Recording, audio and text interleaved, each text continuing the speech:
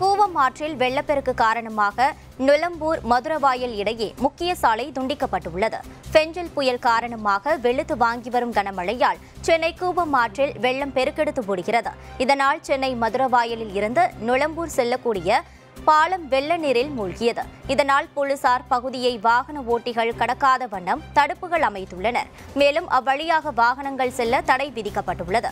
இதனால் அப்பகுதியில் உள்ள பொதுமக்கள் நீண்ட தூரம் சுற்றி செல்லக்கூடிய நிலை ஏற்பட்டுள்ளது.